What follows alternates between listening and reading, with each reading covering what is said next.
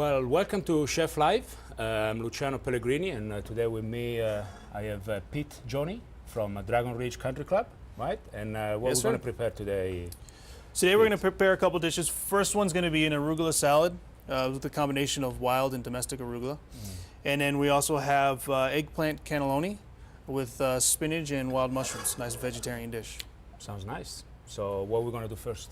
First, what we're going to do is the salad is pretty simple to prepare. So we want to start with the dressing. Okay. What we're going to do first is talk a little bit about the ingredients.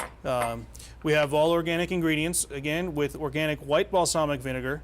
A lot of people might be familiar with the dark form of balsamic, but this one is nice and clear, as you can see, and it has a very, very similar flavor. It is a little bit different, however, it produces a nice lighter dressing, and so it doesn't look so dark on the salad itself. So how did they make it white? How come it's not dark?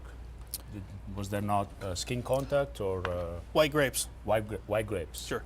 Yeah, we'll go with that. We'll go with that. Yeah. So first what I'm going to do is for the salad is mince the shallot. Okay. And by mincing it, we're going to cut it about pretty much as small as we can get it. So when you mention organic, organic means what? Just no pesticide, no.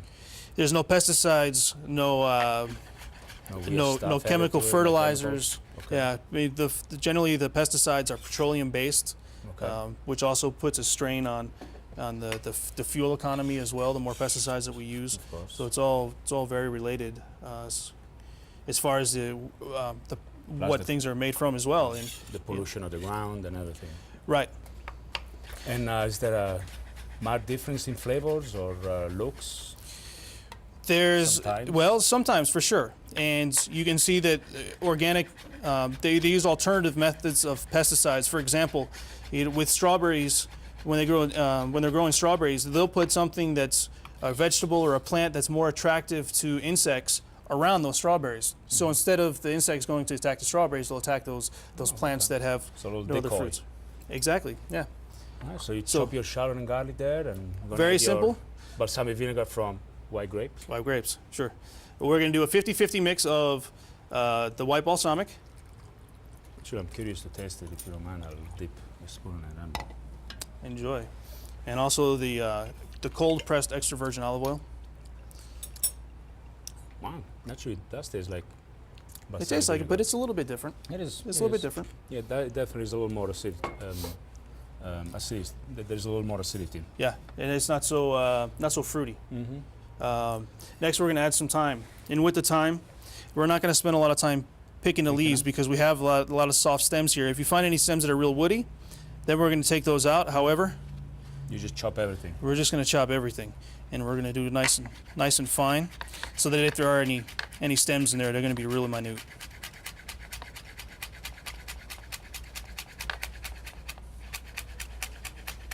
So would you suggest to prepare these in advance?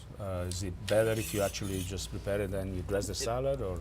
Well, it's a very simple. There's and as you can tell, we didn't use any eggs as emulsifiers, Right. so it's a broken dressing. Mm-hmm. We're not going to try and emulsify it with anything else because Right. usually to emulsify it needs some kind of fat, Right. and we're trying to stay away from the fats in there. Okay. An alternative is to using an egg yolk in a dressing is to poach an egg, cook the egg whole for about 4 to 5 minutes until the egg white itself sets up. Right. Peel the egg and then split it in half, take that yolk out, and just use those whites because it'll be a nice gelatinous kind of So you texture still that'll have mimic some- the egg yolk. You still have some nice proteins Right, without the cholesterol. exactly. Yep. Okay, so now to mix our salad, we have our domestic arugula, okay, which is nice wide leaves. Right.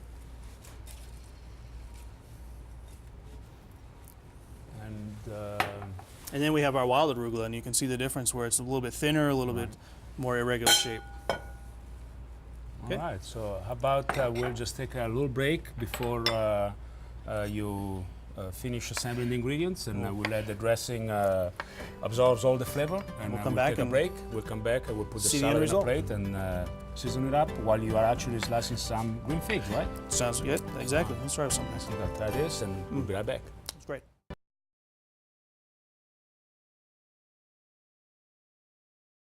And welcome back. We're about to assemble our salad here with Pete Ghione from Dragon's Ridge Country Club. Yep. And you are quartering some green figs there. Yep, so we have our green figs, which are nice and soft and ripe. We've made our white balsamic vinaigrette, which is very simple with the shallots, garlic, fresh thyme, and a 50-50 split of the olive oil and balsamic. We have our roasted peppers. What's your preference on how you prefer to roast and peel peppers? Because I know a lot of people run them under water. And what's your preference? Well, it depends. You know, at the restaurant, depends on how much time we have. You know, we actually either fry them, sometimes we over roast them, and when we do have time, we actually put them on a grill. Right. But sometimes, you know, it's I don't know, maybe it's cold outside. You don't want to go outside. You don't want to turn the grill on. One quick way of doing it, you just turn the fire on and you just roast it over an open fire like that, and you just turn it as the skin starts to brown there. Right. And then, you know, when it's nice and roasted, you just put it into a baggie so that the peel becomes nice and moist, and then close just that peels up. right off. Yeah, keep all that steam like in there. in a Ziploc, right. Yeah. So you got all your greens in there. You added the roasted pepper, the figs. And we're going to finish. We're going to toss it with a little bit of the dressing.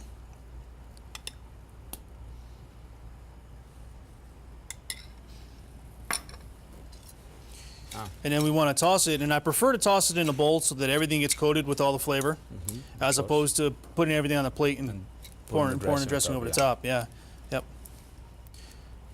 So we're gonna add just a little bit of salt, a little bit of sea salt. Again, it's a very natural salt,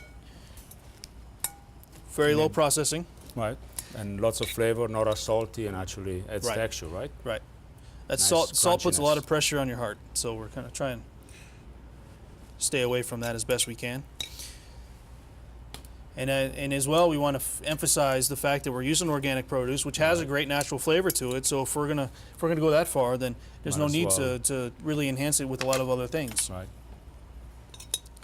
So then, just to get the last bit of the ingredients on top,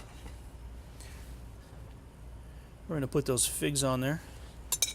So now by tossing it too, all these different flavors are layered in between.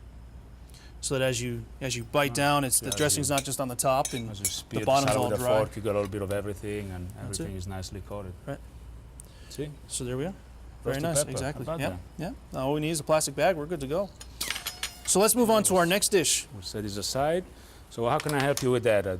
Since you did all of this, I want to help you out a little bit. We're going to employ your labor here. Yeah, there you go. What'll be great is if we can slice the eggplant, because we're going to make an eggplant cannelloni. So in place of high-carb pasta, we're going to use the eggplants sliced, seasoned, and grilled as our wrapper. So we'll use two slices per cannelloni, and about 4 of them is a nice order. Okay. So while you're doing that, I'm going to prepare our mushrooms as our filling. So we're going to use these nice mushrooms that we have here, which are domestically grown farm-raised mushrooms, and we have some shiitakes. And the shiitake has a very tough stem to them, so we're going to take that stem off. However, the white domestic mushrooms, or button mushrooms as they're commonly known as well, they have a very tender stem, so we're going to leave that on there, so we're not wasting any food with that. Right. That's the good old saying, you know, you never throw anything away in the kitchen, right? Right, exactly. If anything, everything goes in the stock. So now my preference on sauteing mushrooms is to start, you see we got our pan on here, is that I'm going to start without any oil in the pan. And what I'm trying to do is to burn the mushrooms, and I want the heat to get to the mushrooms before the water is able to leak out of the mushrooms. Because once they start to simmer, to boil themselves, all that water comes out and there's no chance of caramelization. And when you caramelize a mushroom, you get that nice nutty flavor to it, and it also helps to firm up the texture. Right. So that way it's not so mushy. And I'm quartering the mushrooms instead of slicing them so that they maintain their body. So I'm going to set these in there without shaking the pan at all, because I want them to use all that heat that's in the pan now. The more you shake it, the more you cool the pan off, and that's what helps them to start to boil. Okay, So we want to avoid that for sure. So I notice you haven't put any olive oil or anything in the pan. Not just yet, dry. not until they start to get a little bit of color. Right. And then you'll see we'll add drizzle a little bit of oil around there, and then that'll really help facilitate the cooking process and getting the oil going. So this is the eggplant. I just do some olive oil, and then you just want me to grill it right over here, right? Right. And I just season that with a little salt. So once we grill those, they're going to absorb that flavor. Like the eggplant's like a sponge. It's going to suck in all that flavor of the olive oil, and then the salt is going to help enhance the flavor as well, and they become nice and pliable so that we can actually roll them. So now I'm going to add the shallots to those mushrooms so that that flavor starts to come out. The aromatics start to come out. Okay.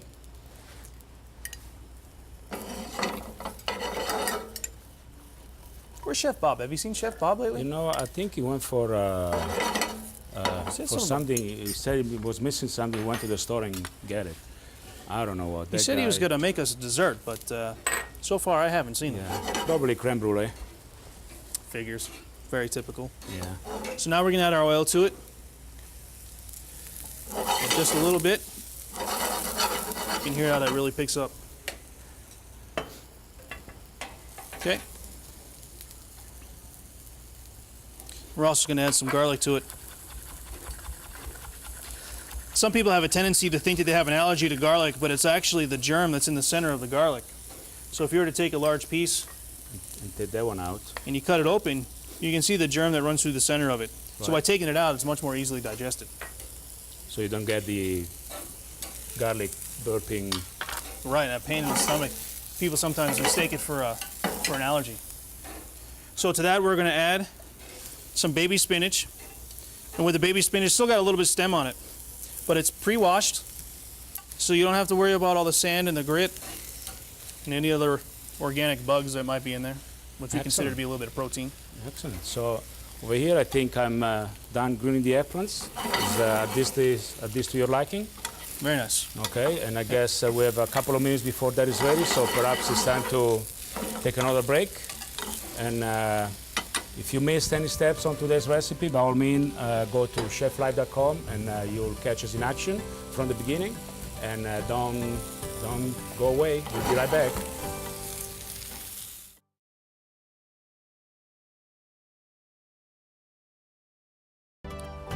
And welcome back.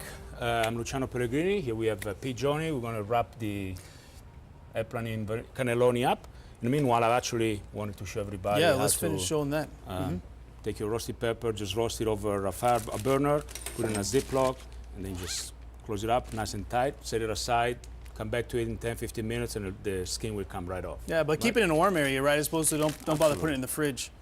So we're trying to get that skin to peel right off. Yeah, room temperature. Yeah. So actually, I think, Pete, you're going to prepare also a little dessert, right? So right. how about I'll help you. I'll just roll the eggplants over here. Okay, sounds good. What were you going to prepare?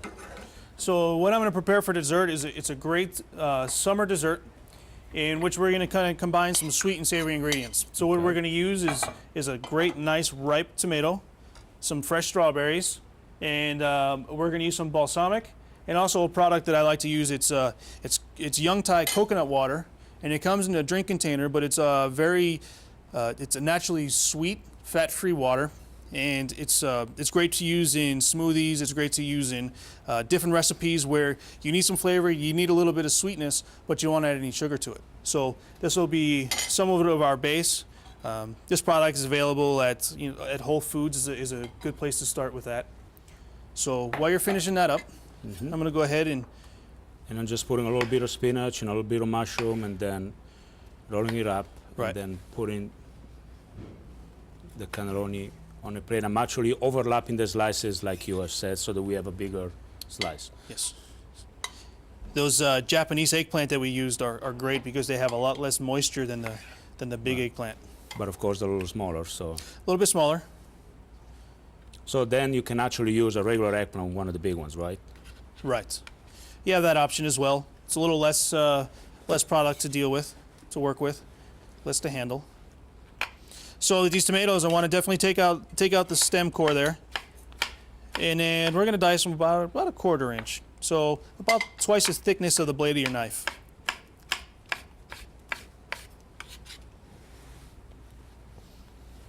And with these tomatoes, I've taken the seeds out.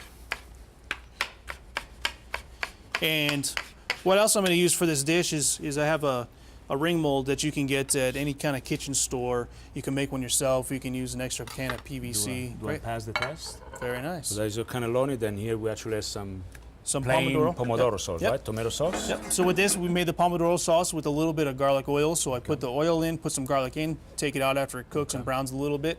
Put some canned tomatoes in there and a little bit of basil and let it simmer for about 45 minutes, which is different than the marinara, which cooks and cooks and cooks and gets very acidic. Okay. So then on here,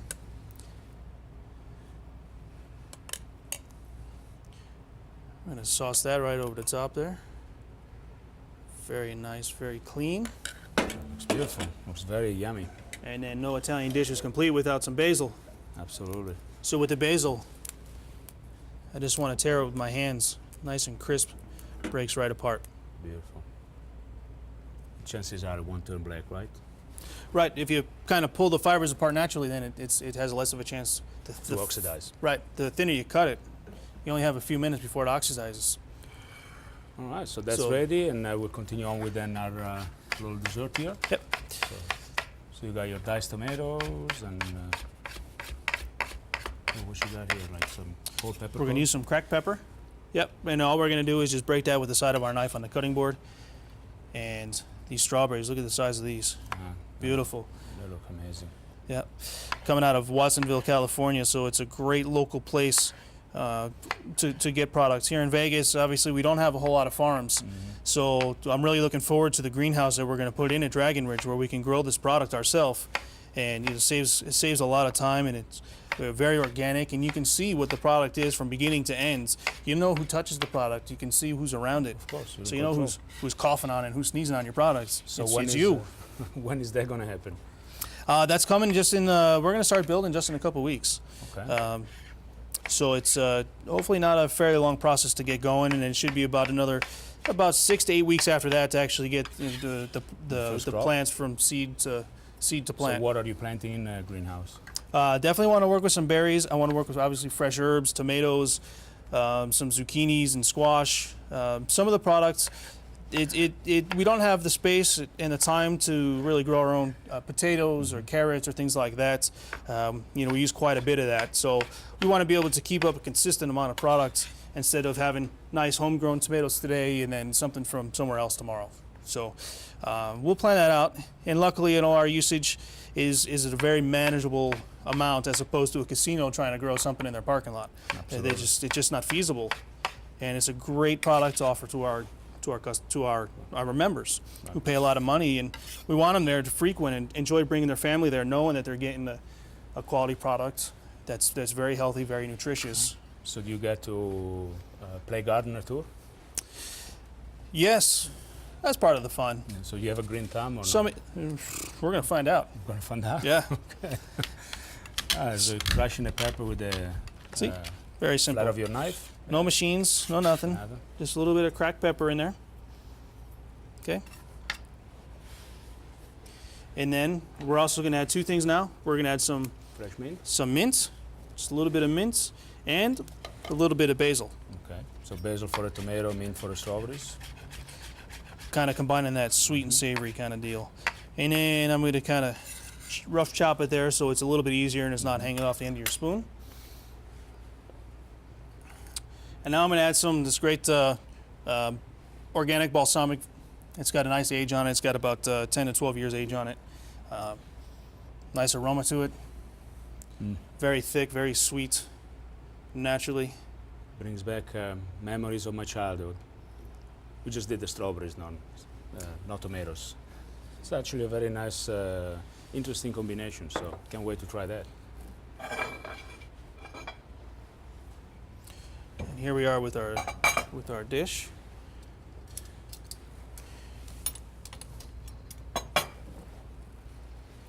So now we're just gonna toss our strawberries, black pepper, tomato together. To cut down on a little bit of that acidity from the balsamic, we're gonna add a little bit of the coconut water. Okay. So now, do you, growing up, I know that we used to actually cut the strawberries in half, then put the balsamic vinegar, a little bit of sugar, we'll draw the moisture out, and we would do that, a few hours before we actually ate them, 2-3 hours. Would you recommend to do this one to put the balsamic vinegar last minute like you did, or would you also, I don't know, marinate them a little more beforehand? You know, you can do it. I'd probably say about a half hour before is Half an hour my own before. preference. Okay. Yeah, and that way the flavor can soak in there. But we don't want to turn everything so dark from the vinegar that it's undetectable. Right. So we want to show the really nice, fresh, The kind colors. of crisp. Yeah, and so that everything really comes out. Yeah, because the other thing is the vinegar will eventually cook the Yeah. tomatoes or the strawberries, so Right. they won't have much of a texture. Right. So see, now that coconut water kind of washed everything off, so it's got this beautiful sauce that's on the bottom of it. Right. So now we're going to finish that off with some more fresh berries. We're not going to repeat the strawberries, but we have some really nice blueberries And raspberries. and raspberries that we want to accent the plate with, that has very nice matching flavors. I try and stay away from doing something just for the color. So always trying to do something that's very related to the dish. Color is kind of second important to the dish, because if it doesn't taste right, then there's no point in eating it to begin with. Okay, so we have a little bit more of the fresh mint that we broke over the top. And now we're going to add the richness of the dish. What I have here is just some hot water. Right. This mascarpone cheese is really creamy, and it works a lot better with the hot spoon, so that you can get this. Great. So then you just put a canneloni Right off. right on top, That's and it. that's it. Ageless, timeless, delicious, Fresh. and fresh, and Fruity. thanks for watching us. That was a great segment. 3 recipes in one, all delicious, all fresh, all very summery. Thank you very much. Thank you. Pete. It's good to see you again. Thanks for having Same me. here. And if you missed any of these steps of these recipes, catch us on cheflife.com, and where you can see Pete many other recipes to create delicious meals, organic, healthy. Look out for recipes too for nutritious. cooking for your kids as well, to get away from that macaroni and cheese diet. Absolutely. We'll see you later.